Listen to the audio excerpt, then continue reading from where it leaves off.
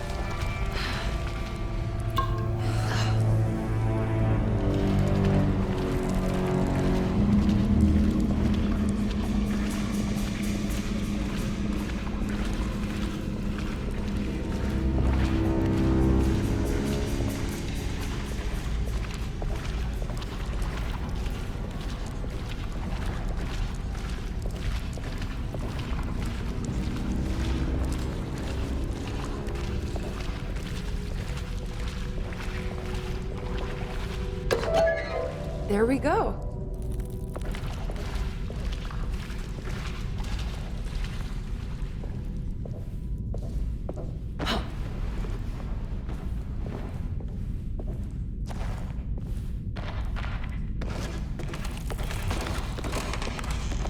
Yeah. I made it out.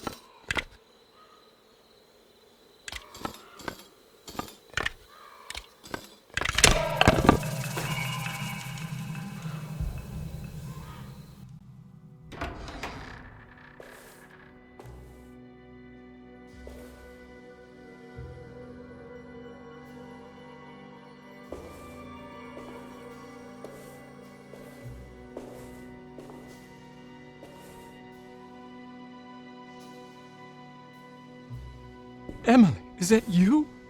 Jeremy. What are you doing here? Well, you sounded so miserable in your letter. I've come to take you away from here. I can't believe I made such a foolish mistake. All I wanted was for you to stay away. What do you mean? I bargained with the Dark Man. A pact to keep New Orleans safe with my own life as tribute.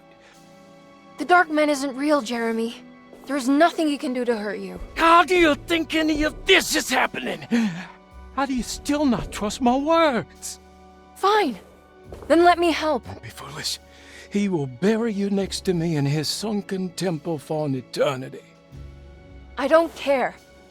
I'll find a way. I have my own talisman, and I know about Tarawea. Oh, wait, don't speak.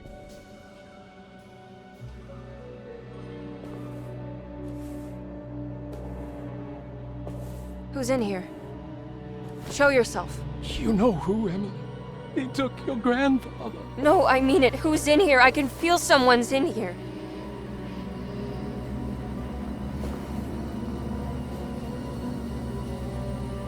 Emily!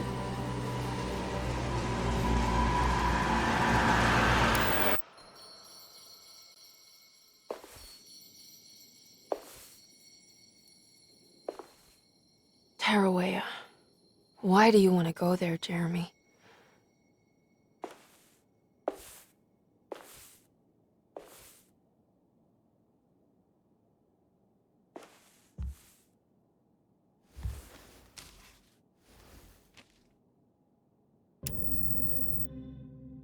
I've seen so many strange occurrences lately. Memories explode into existence and then burn out like tired glass bulb filaments. Dreamscapes crash down from the stars and sink into the sea. Doors that lead to nowhere and absolutely everywhere at once. With all this reverie, I want to think there's a chance that you found a way to remain alive in some way I cannot fathom. Just like I've learned to navigate with my talisman, maybe you, with all your knowledge, you somehow knew a way to find me again, perhaps in Tarawea. Oh, my love, Jeremy.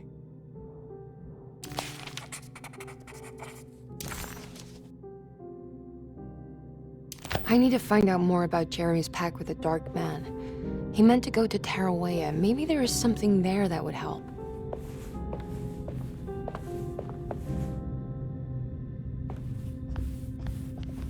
She was beautiful. I wonder what happened to her. Ferocious fate remained a mystery to him. Despite suffering the Hartwood curse herself, Emily never thought she would be seeing the Dark Man manifested in front of her eyes.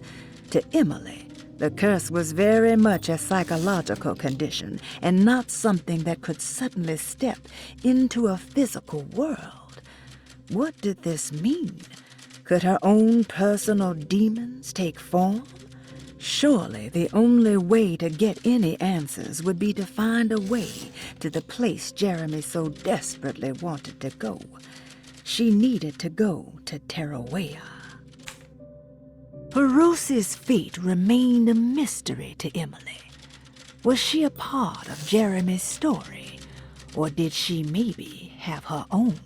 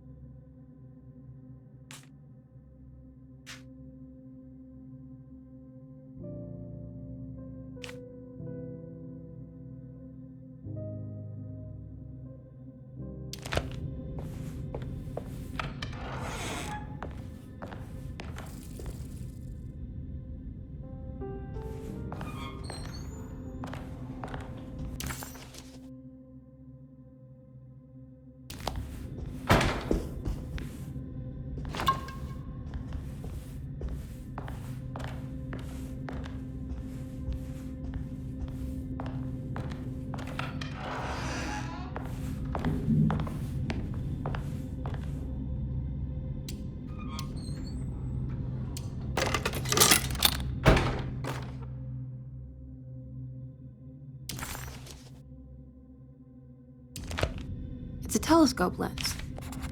Oh, why would he lock it in here? Jeremy had found a way to enter Tarawea, but he wasn't allowed to go. He knew deep down that it was impossible for him to cross that threshold. Instead, he hoped that Perosi would go in his place and burn his library to the ground so he could start again. But she never got the chance. Perosi had her own problems, her own demons, and she died suddenly one day without warning. Holding the telescope lens in her hands, Emily suspected what it was. At least a part of the key to that paradise Jeremy so desperately wanted to see. Curious what she would find, she felt eager to put the lens to use.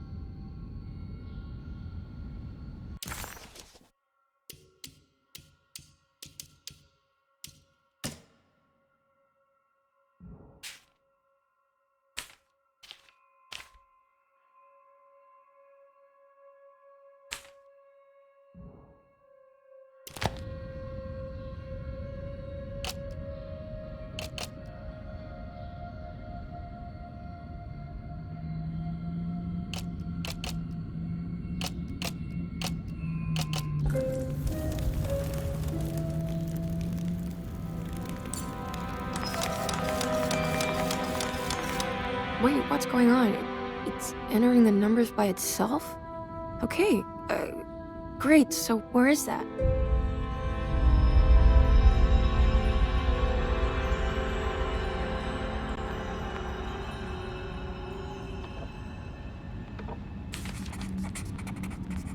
Was this dream of Tarawea without a catch?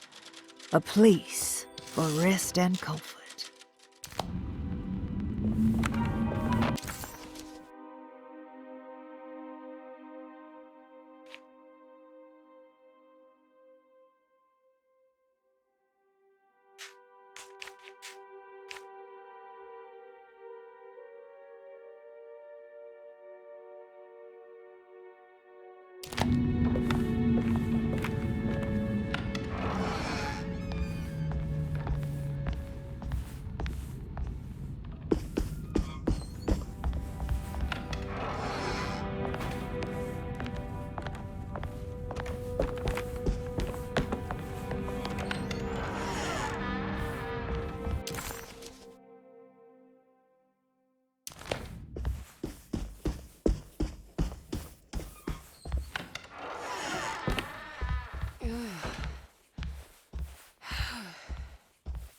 Ah, here we go.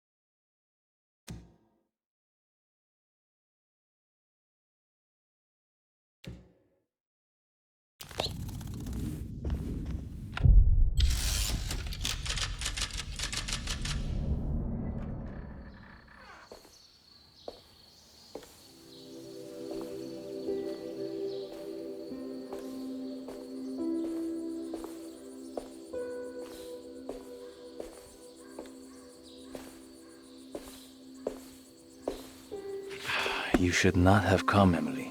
How do you know my name? Have we met? In a manner of speaking. As a manifestation of Yermi's deepest desires, I am to you unfamiliar. Yet I know of you. Are you Jeremy? Is that what you're saying? I am only his subconscious thoughts. I cannot speak for his totality. How come you have a Spanish accent? And what is this place? Is this Tarawea? This is indeed the fabled convent of Tarawea, where Yermi goes to find peace during his sessions with Dr. Gray. It's all fantasy then. Based on the things he has read and seen. And that includes you. Yes. My name is Juan Luis Jorge. Yermi once read a book of mine. It stuck with him. Can you help me break the pact with the Dark Man so we can leave Derceto? Yermi doesn't want you to. He wants to honor his word to the Dark Man. Why? What's the point? I don't understand what the pact is for. The people of Derceto are calling upon evil to enter this world. Your uncle offered his soul to the Dark Man to contain this disaster. What? No, that doesn't make any sense. The pact will be fulfilled at dawn. As the sun rises, Yermi will forever be entombed in his sunken desert temple. As promised, the Dark Man shall quarantine and starve the evil inside Derceto. What about all the patients and the staff? They will not stand a chance. That's unacceptable. How could Jeremy agree to this? Desperation, of course. Yermi did not choose martyrdom lightly. Well, nothing is lost yet.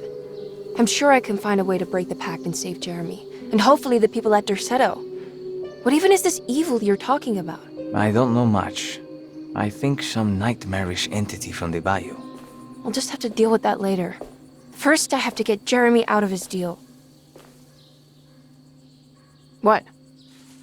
Did you run out of arguments? You're actually quite inspiring, Miss Emily. If we put Jeremy's feelings aside, I would have to say I agree with you. Really? You might just be able to save the old man from himself. I think you should take a look in the convent library. Try to find the truth about Jeremy's relationship with the Dark Man. Okay. You should know that you won't be alone in those grand halls. The Dark Man has been reading those books for years. He's here? You'll have to be very careful. Of course. I can be careful. Good luck, Miss Emily.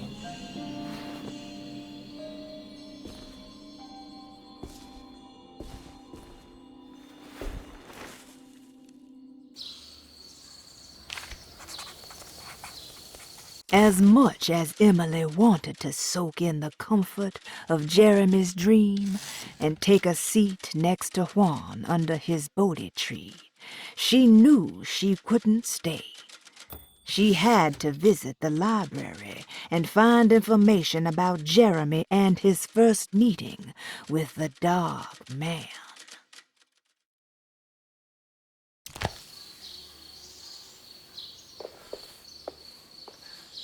What is the Dark Man, do you know? The Black Sun. The stalker among the stars. The crawling chaos. No. Neither I nor Jeremy knows what he truly is.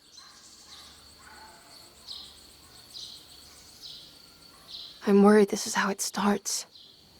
That this is just madness enveloping me. I'm sorry. There is no compelling answer I can give you to dispel such doubts. Well, I've put this off long enough. Take care, Juan. You too, Miss Emily. I will cross my fingers and hope for the best.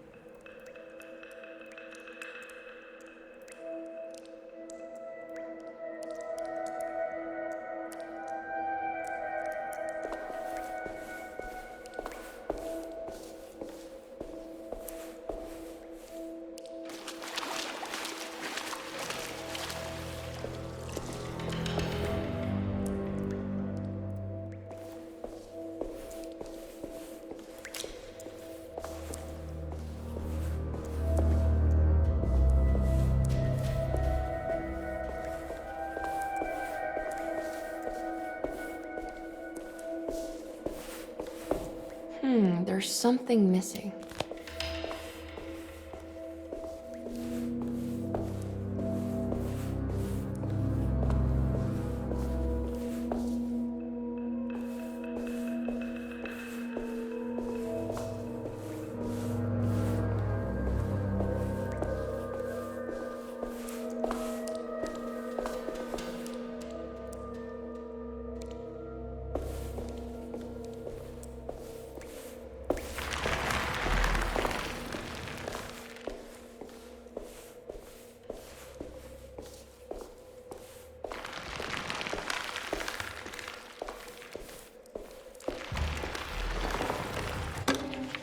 The great library was endless, beautiful, and terrible. An Akashic record for the universe inside the mind of Jeremy Hartwood, now corrupted by a story forced upon him, told by a maniacal liar, an evil conjured by science and secrecy. I will suspend a room and lock away the foundation of his character. Its key will be left to the librarian, the only thing invisible to the prowler.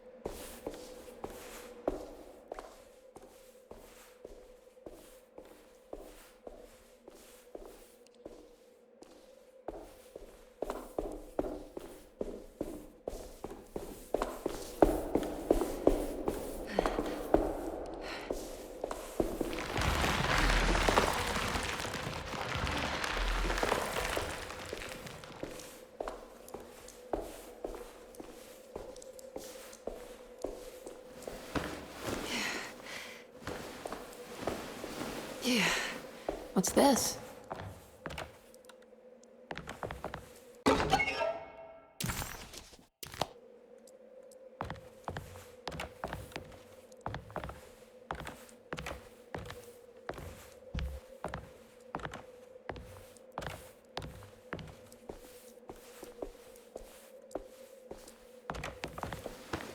Yeah. Yeah.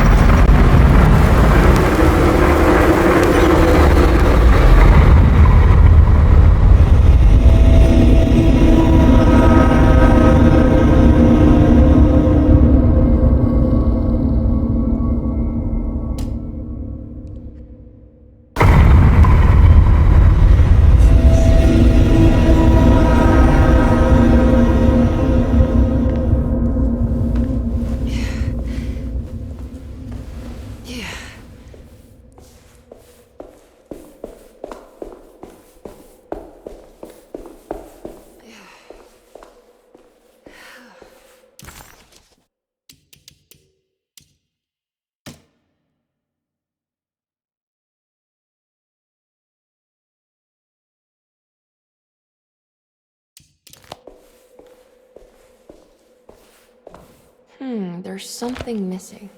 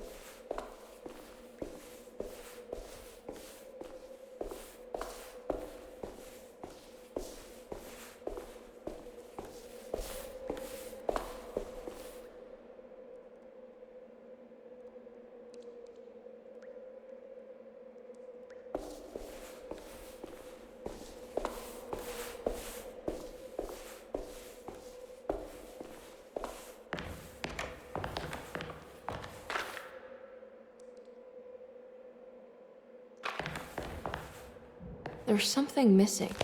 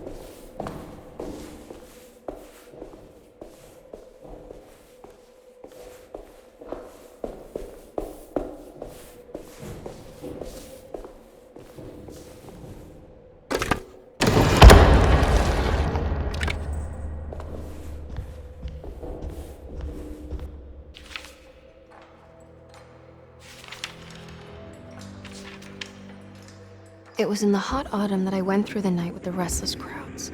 He was a kind of itinerant showman who held forth in public halls and aroused widespread fear. The New Orleans address of the event is lost, but I remember distinctly the Prext shipping company pressing their contribution. Emily! Please,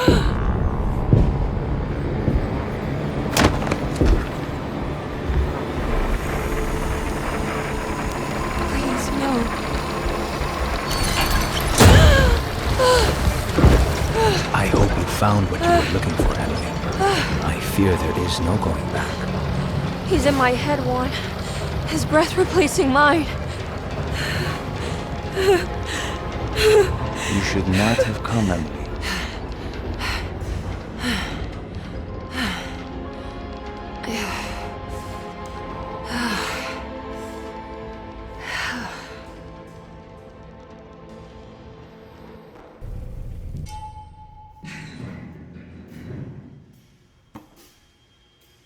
Well, if it isn't my new best friend. Come, join me for some giggle water.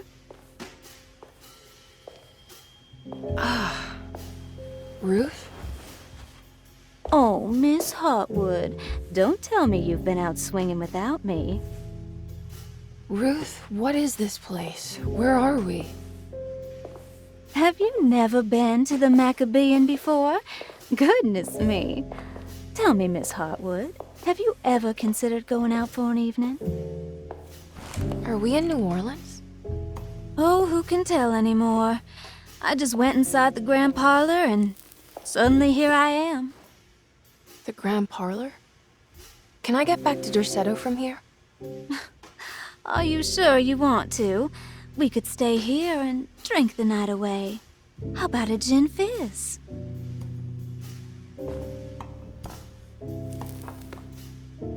If this is New Orleans, maybe I should go further. Find that magic show the book was talking about. But there was no address, just Prext Shipping Company. Oh, is this about where Jeremy met the Dark Man? How do you know about that? Jeremy talked a lot about the Dark Man. I always felt a bit envious.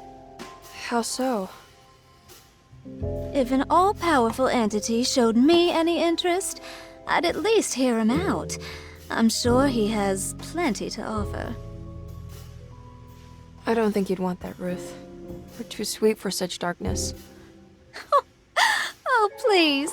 What kind of blue nose do you take me for? I relish the darkness. I think it suits me.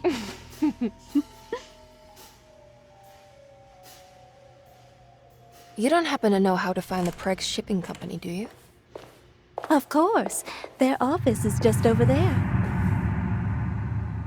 Whoa, what happened? You just got lucky. A bientôt, Mademoiselle Emily. Hey, do you know where my uncle is? No, but I bet you're close.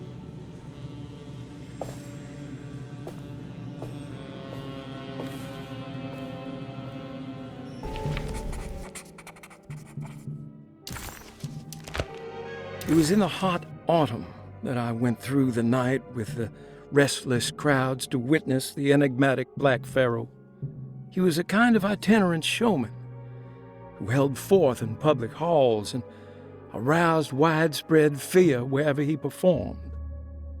It was the sort of thrills my father sought out, especially if there was a promise of electrical trickery.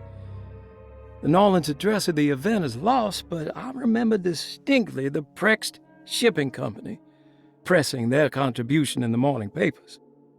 There were rumors of an Egyptian sarcophagus being a part of the act, something which kept me wondering how they had carried that up the seemingly endless stairs. The details of the showman's performance have almost been entirely replaced by dread, the kind that numbs and hides the terror of something unbearable. What is certain is that ever since that night, I can't remember a single day passing without seeing or sensing the presence of a dark man. Why couldn't Ruth come with her and help her out, Emily thought. She really didn't want to be alone anymore. At least Emily was back in New Orleans again, in front of the warehouse of the Prext Shipping Company. According to the book in the library, she should find the address to where Jeremy first met the Dark Man inside. Prext Shipping Company. According to the book in the Great Library, they assisted a showman performing somewhere in New Orleans. It's somehow connected to Jeremy's introduction to the Dark Man. I'm sure I can find the address inside.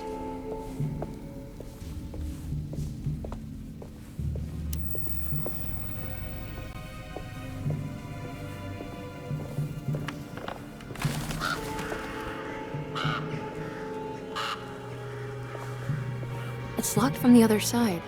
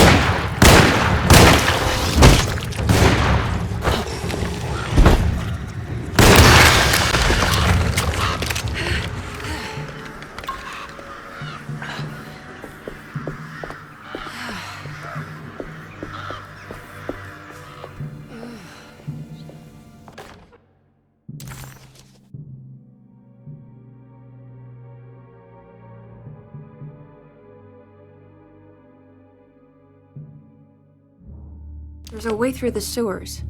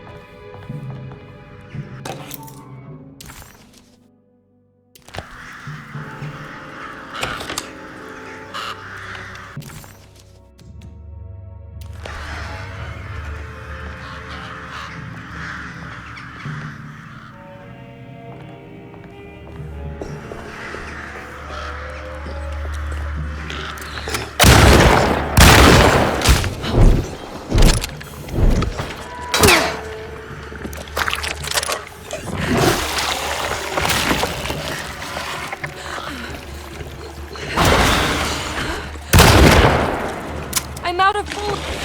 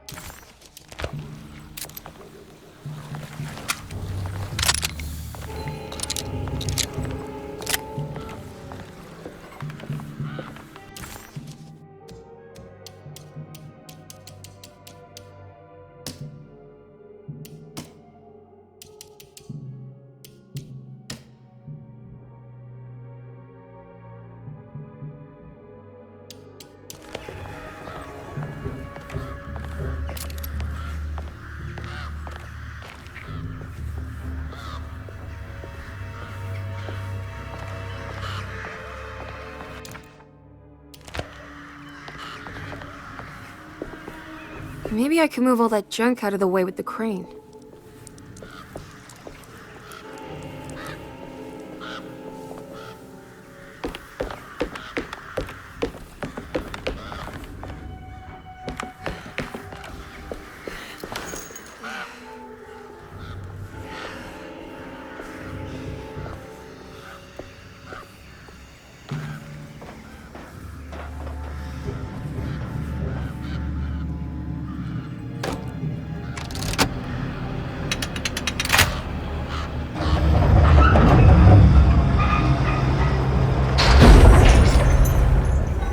All done.